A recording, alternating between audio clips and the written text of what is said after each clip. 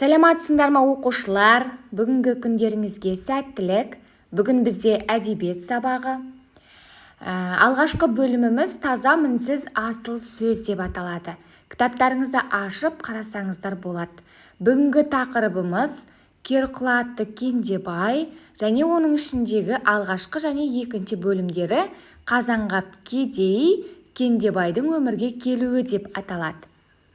Балалар, бүгінгі сабақта білетіндеріңіз ауыз әдебиетінің ертегі жанры және Қазанғап Кедей және Кендебайдың өмірге келуі туралы.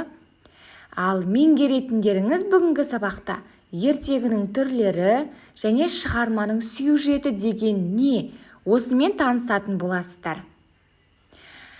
Ендеше балалар, әдебиет сабағы бұл бізді адамгершілікке, эстетикалық сұлулыққа, әдемі сөйлеуге, әдеби тілді меңгеруге баулитын пән.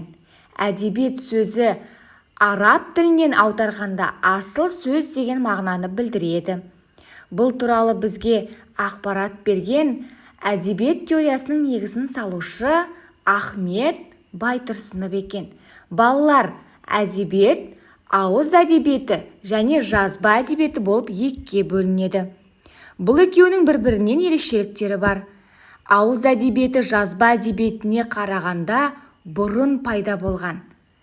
Жазба әдебиетінің арнайы авторы болады. Мысалы, Кел балалар оқылық өлеңінің авторы Ыбырай Алтынсарин деп айталамыз. Ал ауыз әдебиеті бұл қаншама ғасырлар бойы халықтың ауыздан ауызға көшіп жеткен мұрасы болғандықтан арнайы авторлары ұмытылған. Сондықтан ауыз әдебиетінің авторын біз халық деп атаймыз.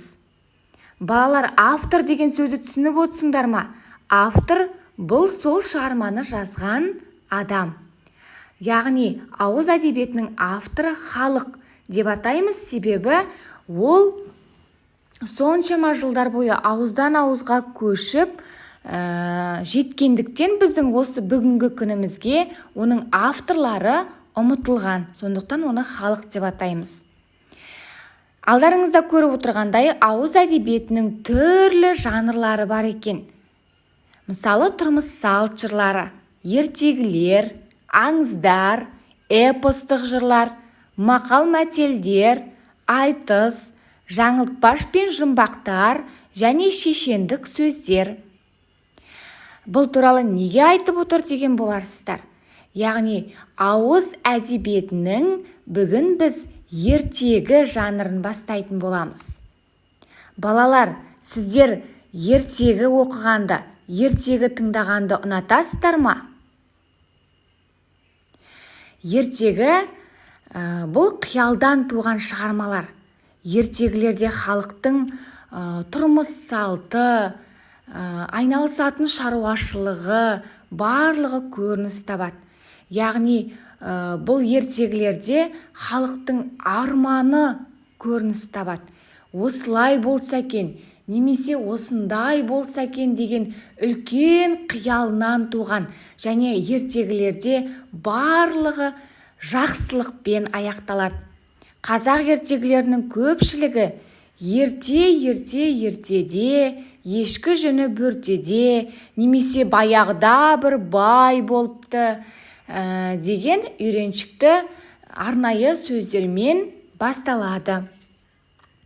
Балалар, қазақ ертегілерін Мұхтар Әуезов Омарханұлы үшке бөлген болатын, иә? Біріншісі қиял ғажайып ертегілер, екіншісі хайуанаттар туралы ертегілер, үшіншісі шыншыл ертегілер. Қиял ғажайып ертегілер бұл оның сюжеті өмірде болуы мүмкін емес адамның қиялынан туындаған фантастикалық оқиғаларға құрылған болып келеді. Ал хайуанаттар туралы ертегілер ол жерде аңдар, хайуанаттардың бір-бірімен әңгімесіне негізінен осындай сюжетке құрылады.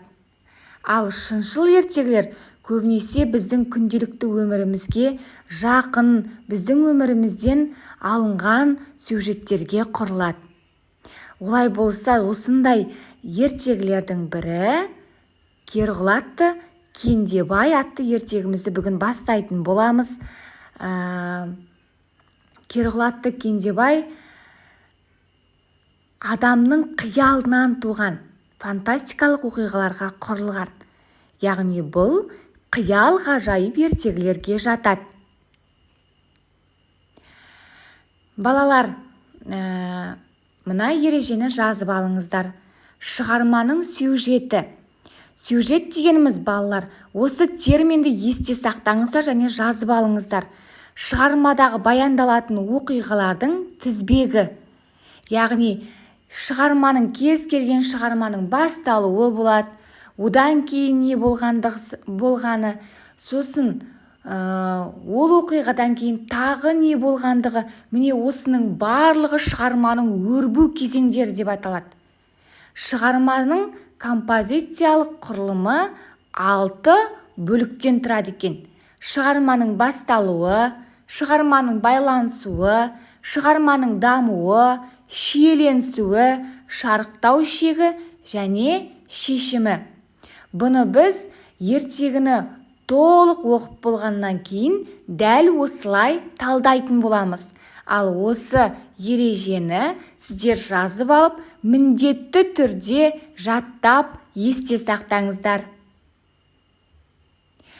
Балалар, кітаптарыңыздан Керғұл атты Кендебайдың Қазанғап кедей және Кендебайдың өмірге келуі атты бөлімдерін оқып алыңыздар. Бұл кітаптың 9 бетінде орналасқан. Ертегі: ертеде, ешкі құйрығы келтеде, Қаратаудың бойында, Қарасудың ойында Қазанғап деген бір кедей болыпты деп басталады, иә? Қазанғап аң аулаумен, балық аулаумен, құс атумен күн көреді. Ал оның әйелі ау тоқып, жамау жамап күн көреді екен. Осылайша олар өздерімен өздері өмір сүреді. Бір күні Қазанғаптың әйелі ұл босанады. Оның атын Кендебай деп қояды. Яғни бүгінгі біздің ертегіміздің негізгі басты кейіпкері Кендебай. Кендебай адам сенгісіз жылдамдықпен өседі. Мысалы, ол ай сайын емес, күн сайын өсіп, 6 күнде күліп, 60 күнде жүреді екен. Ал 6 жылда жігіт болады.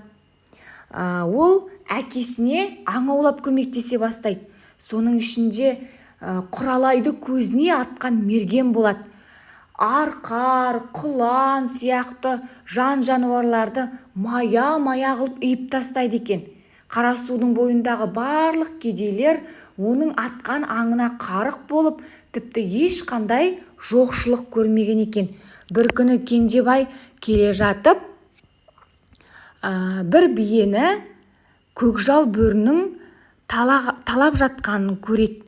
Яғни ол көкжалды бір қолына алып, сонау жерге лақтырып жібереді.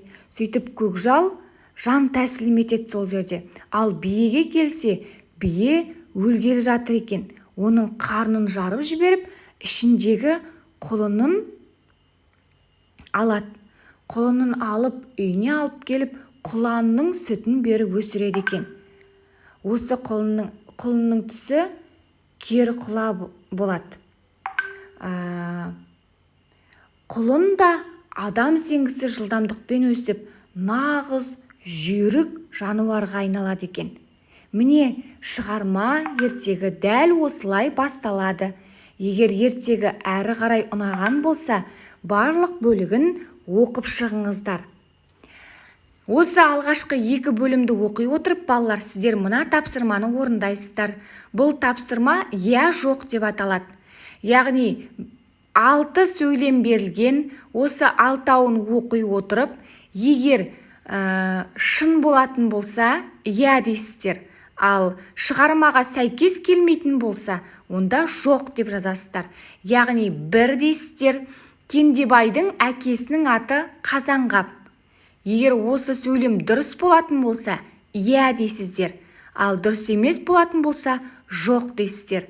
Сонда 1 иә немесе 2 жоқ, 3 иә деген сияқты тапсырманы орындап шығасыздар. Тапсырманы орындауға сіздерге сәттілік тілеймін. Тапсырманы орындап болсаңыздар, балалар, рефлексия жасайық. Бүгінгі сабақтан не үйрендіңіздер?